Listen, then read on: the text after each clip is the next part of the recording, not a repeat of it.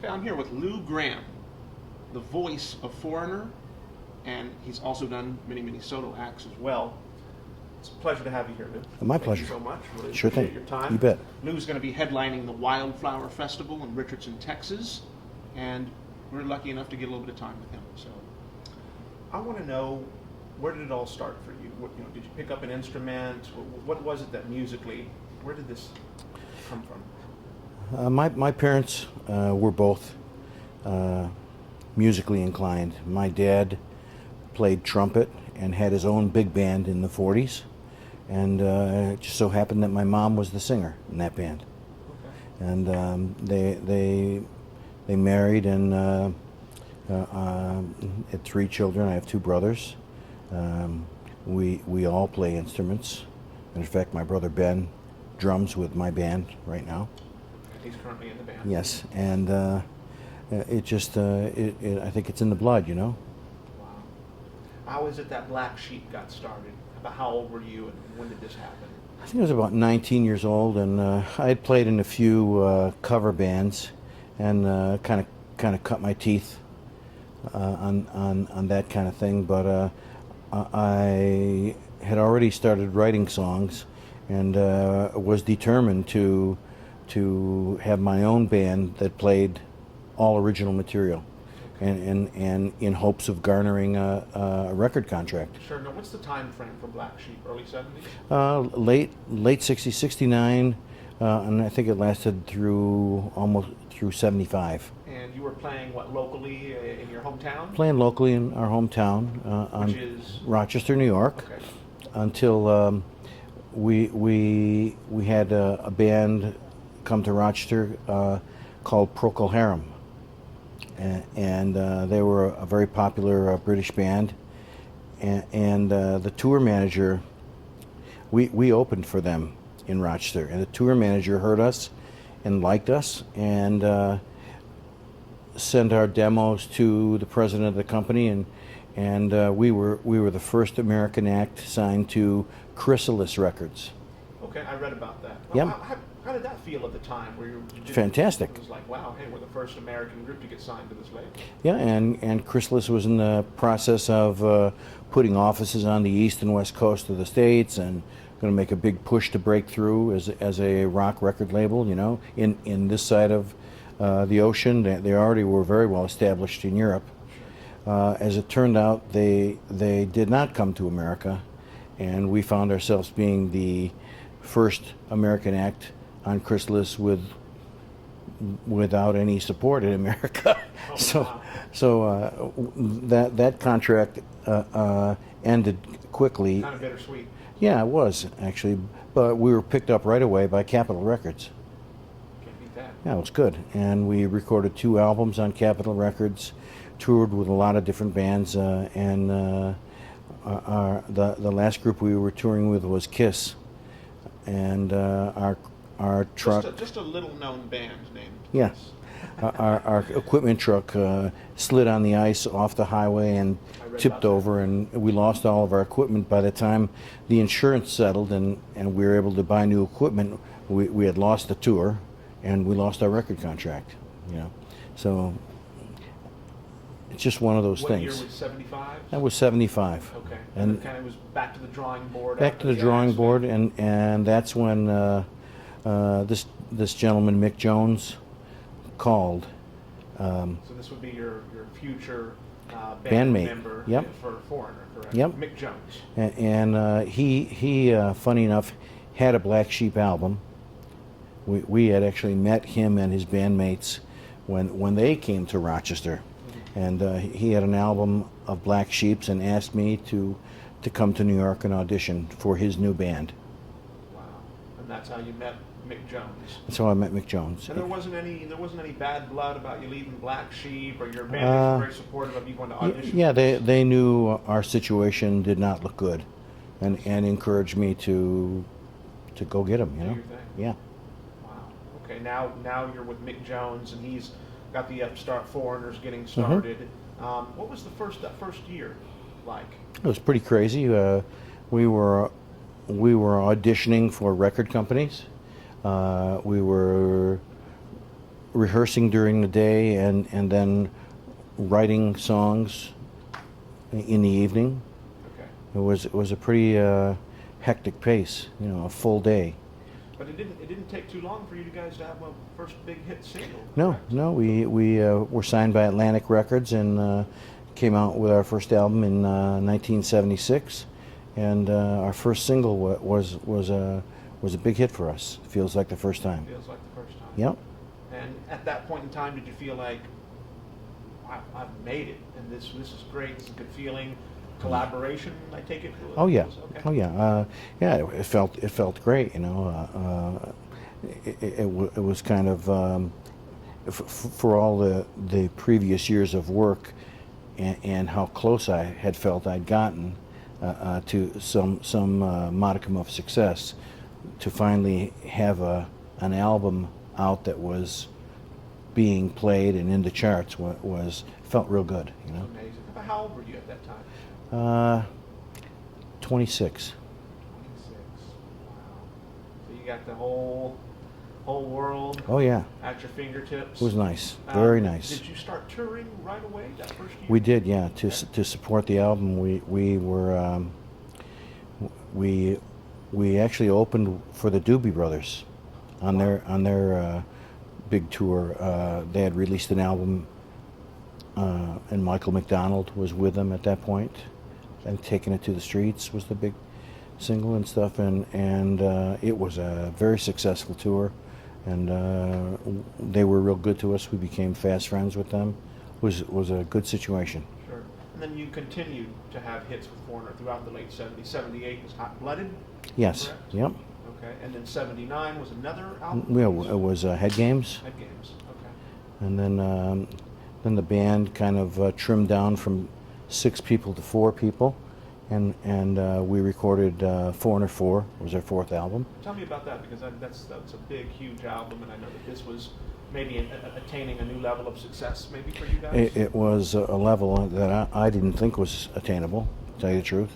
Wow. It was a little tough trimming the band down, but we Mick and I felt that to continue going any further, we kind of had to focus a little bit in a different direction, and it was tough saying goodbye to some of these guys, but we just felt it was necessary, and we put a lot of hard work into that album, Foreigner 4.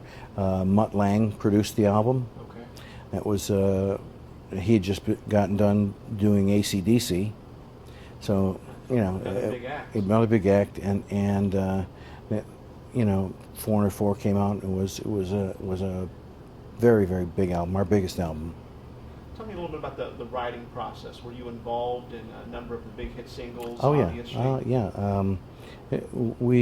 I think that's part of the reason I was in the band, not only for my voice, but my writing abilities, and I enjoy that almost as much as I do singing. And we had a collaboration, a partnership that really clicked, Mick and I, for a while, and it just seemed like the good ideas from both of us really would end up forming a song that was quite powerful. Okay. So with of course the big highlight, I've Been Waiting for a Girl Like You. It was a highlight on that album, yeah. Sure, a number of other singles. Yep, Jukebox Hero was on there. Urgent was on there. It was a very strong album, and we toured to support that album around This is 1981. This is 81, And the album 82. is called Four. Foreigner 4, yes. It was our 4th album, and we trimmed the band down to 4. We went around the world touring to support that album, and we were out for over 15 months. Not straight, but almost. Almost. Yeah. Now, something that I think is kind of funny, what a lot of people don't realize maybe, is Thomas Dolby played synthesizer, correct? Oh On yeah, that album. he did. He was a very quirky character, but likable, you know.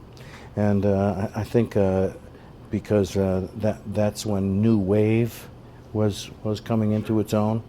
and the traditional rockers such as us were held in disdain by that group.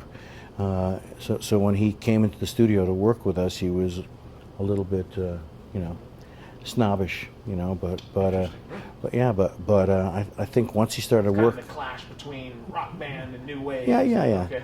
but I think once he started working on the songs and his creative ability really lent an interesting flavor to those songs. I could see that he was really enjoying himself too. So now you've got the album 4, it's a huge smash hit, you're touring around. Now this is, let's say, maybe 82, 83? 82, 83, yep. yep. Kind of riding the wave of success, Well, and you guys are promoting, and yep. record sales are through the roof. They were for that album, around the world. It was sold really well. It wasn't until, what, maybe 83 you guys got back in the studio for your next album? Yeah, we started writing and recording probably in '83. I think the end of the year of that year, the Agent Provocateur album came out. 1983, 84. Yeah, okay. yep. And of course, another huge international. Well, it was, yeah. We the first single was "That Was Yesterday," and that kind of opened the door, so to speak. It was a strong single, and then came "I Want to Know What Love Is." Tell me about that song. That was a real interesting song that I worked with Mick on, and he had the initial inspiration for the song, and it was he played demo tapes. It was just his voice and a piano, and we were going through different ideas that he had, and he played that, and he goes, well, I don't know about that, and he tried to go on to the next idea. I go, wait. I says, go back. Can we hear that again? Can we hear that again? And can we hear that again? And before you know it, we were starting to transform that, what I thought was a great idea, into a very powerful song. Just a magical love ballad, and that obviously international success. Yeah, and it kind of transcends the traditional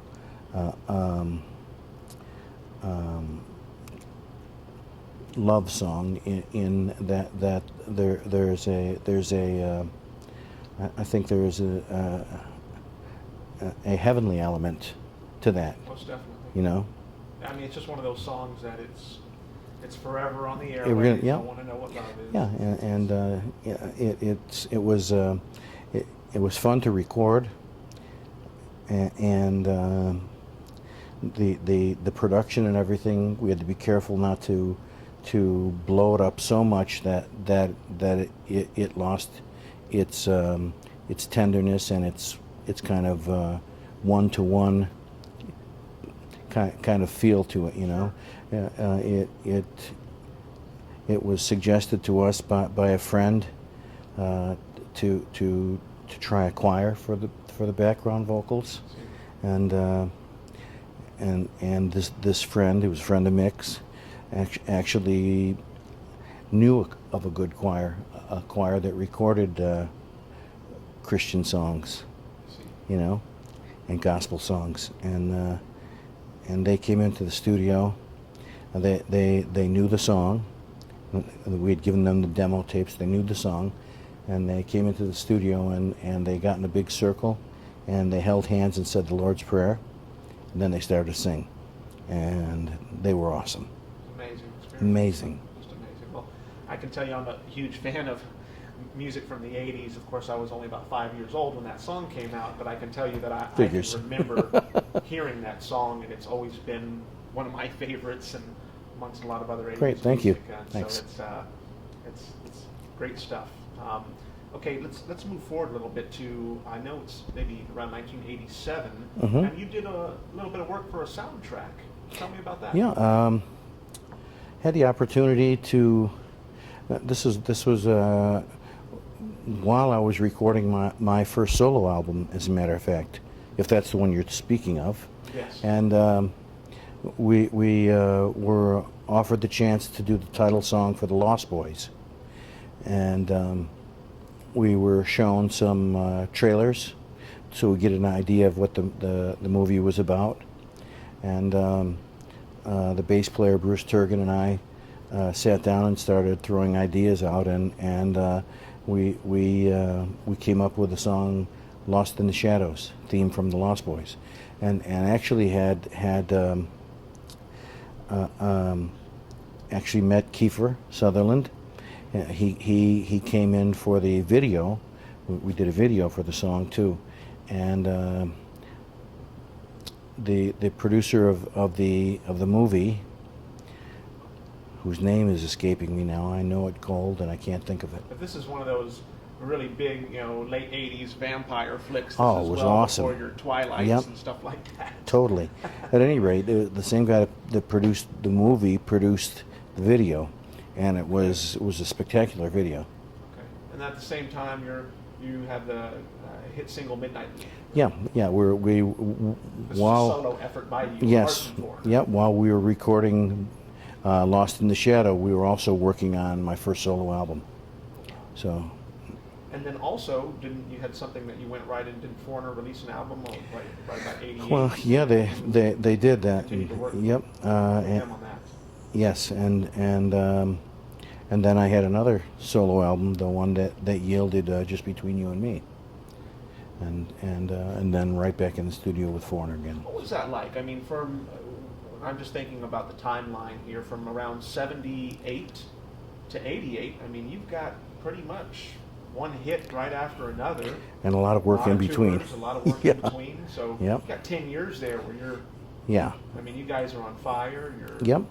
I mean, I think we had a good manager, Bud Prager, and he believed, and he always instilled in us that if we were fortunate enough to get to the point that we had a hit album and a hit record, and we were touring all the time, and it was building our reputation to more or less to strike while the iron's hot, and keep that going, Keep the momentum going. Yes, absolutely. Okay.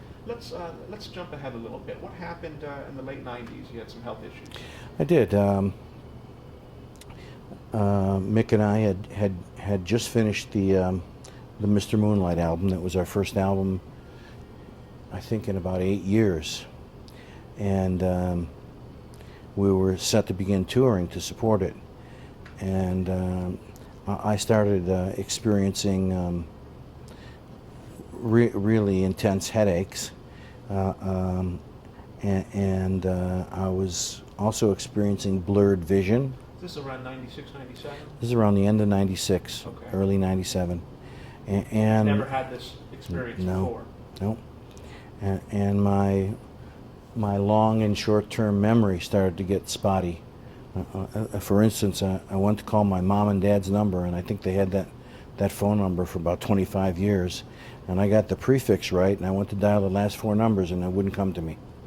I had to look up my mom and dad's number in my little phone book. So definitely some scary and serious concerns. Yeah, I think it was that. The other stuff, I wasn't sure what was going on, but I think when I knew that my memory was getting spotty, that put a scare into me, where I finally went to my doctor and had an MRI, and that showed that there was a tumor the size of a large egg in my frontal lobe. Wow. And it had a tentacle-like projections that were wrapped around my optic nerve and my pituitary gland. And this is why you had some problems, you said, maybe with your vision? Yep.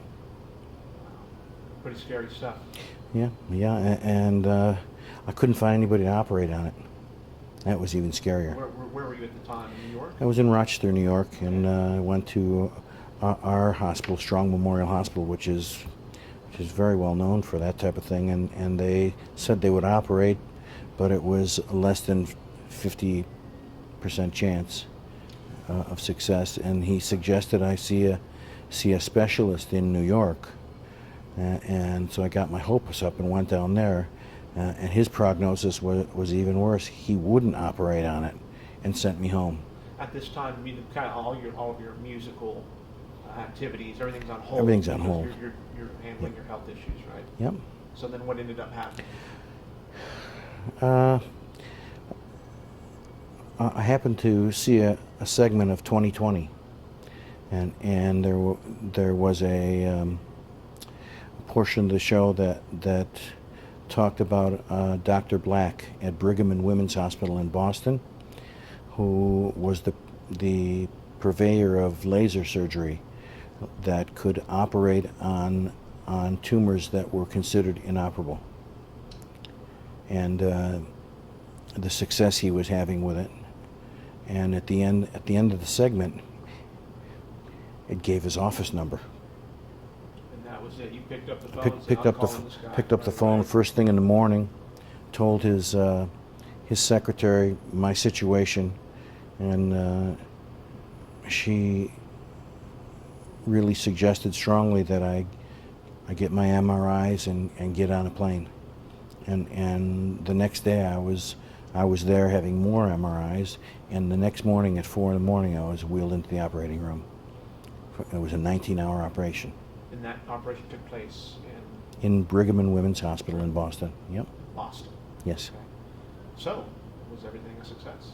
It was a success, but the damage that was done, and I think the trauma that the brain experienced left me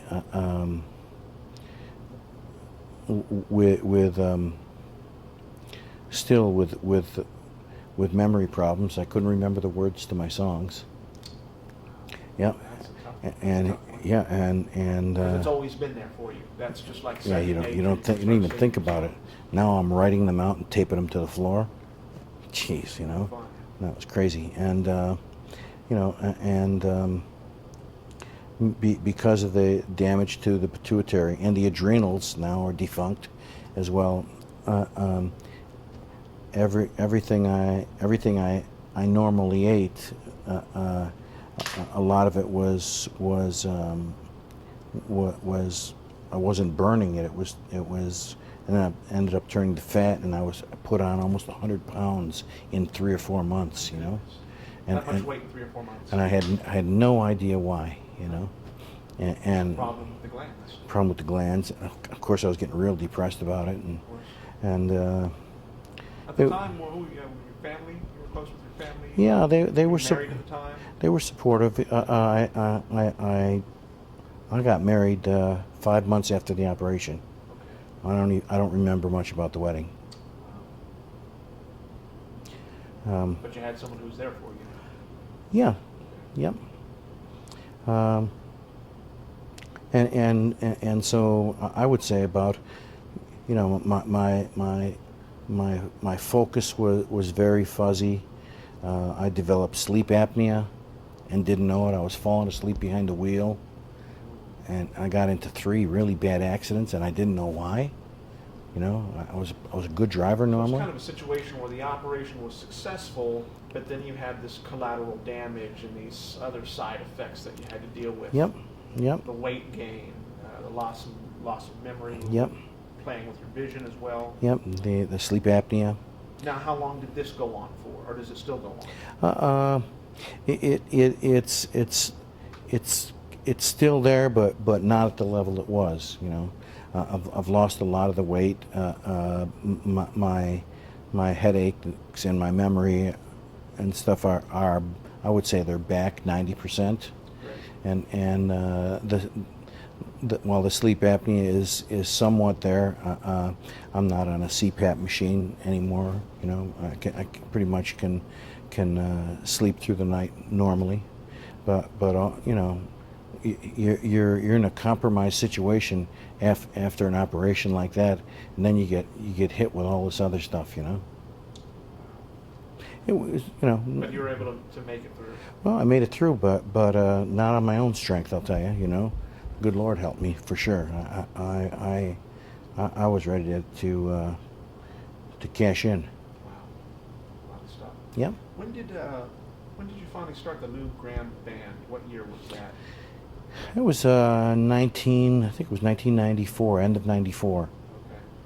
And then this was a solo project that you kind of went back and forth to because of your health issues? In 99, my twins were born. And, you know, even though I was still out of commission,